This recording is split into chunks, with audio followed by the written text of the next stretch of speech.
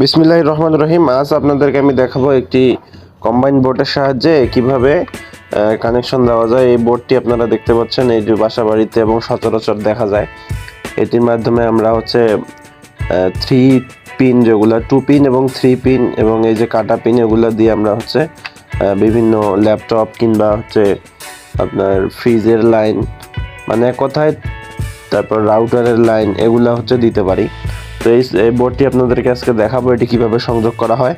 তো আপনারা প্রথমেই দেখতে পাচ্ছেন, এটা আমরা খুলে নিছি আপনাদের ভিডিওর সুবিধার্থে দেখানোর জন্য।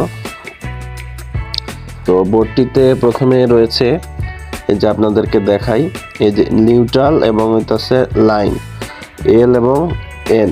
এলতে লাইন, এনতে নিউট্রাল। তো এটা হচ্ছে ডাইরেক্ট লাইন, আর এটি হচ্ছে সুইচ। এই যে সুইচটা আপনারা দেখতে পাচ্ছেন, এটি সুইচের মাধ্যমে আমরা নিয়ন্ত্রণ করব। তো প্রথমে আমরা একটা ছোট তারের মাধ্যমে সুইচের সংযোগটা দিয়ে নিব। এই যে ছোট তারের মাধ্যমে আমরা সুইচের সংযোগটি দিয়ে নিচ্ছি, কারণ সুইচটা যেহেতু আছে তাহলে এটা দিয়ে আমাদের কাজ করতে হবে।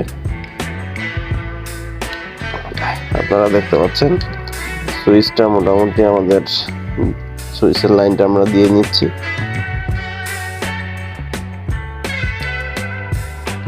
এই যে সুইচের লাইনটি দিয়ে নিলাম। এবার আমাদের মেইন যে সোর্স আছে, এই সোর্সটা আমরা নিয়ে আসব।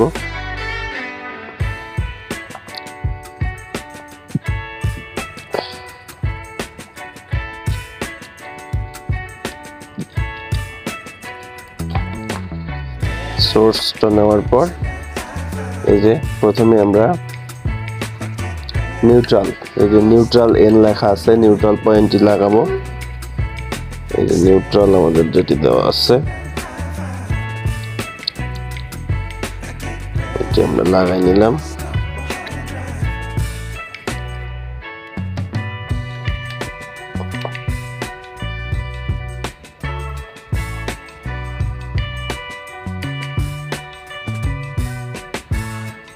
তারপর আমরা ফেস যেটি আছে এটি সুইচের মধ্যে লাগাই দিব।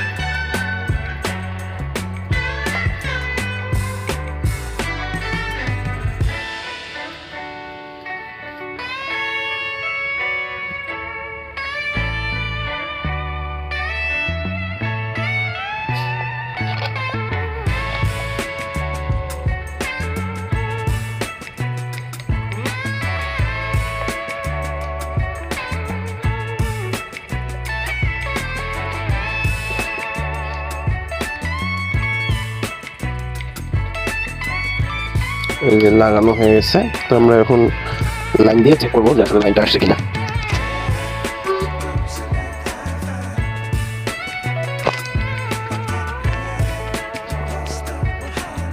তো আমরা এখন চেক করবো এটা লাইনটা আসছে কিনা। এই যে সুইচ দিলাম, আপনারা দেখতে পাচ্ছেন এই যে বোর্ডটি জ্বলতেছে। তো আমরা তারপরও চেক করে দেখি। আমরা এই যে একটা লাইট নিয়েছি, বাল্ব হোল্ডার সহ, এটি দিয়ে আপনাদেরকে চেক করে দেখাবো যে আসলে এটি কাজ করে কিনা। তো আপনারা দেখতে পাচ্ছেন কাজ করতেছে। তো এভাবেই চাইলে আপনারা বাসা বাড়িতে এই সমস্ত বোর্ড লাগাই নিতে পারবেন 2 পিন এবং 3 পিন সকেটের মাধ্যমে। আমরা আবার দেখাই যে জ্বলতেছে।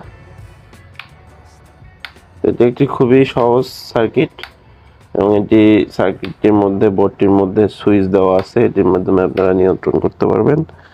তো ভিডিওটা কেমন লাগলো জানাবেন, ভালো লাগলে অবশ্যই চ্যানেলটি সাবস্ক্রাইব করবেন এবং পাশে থাকবেন।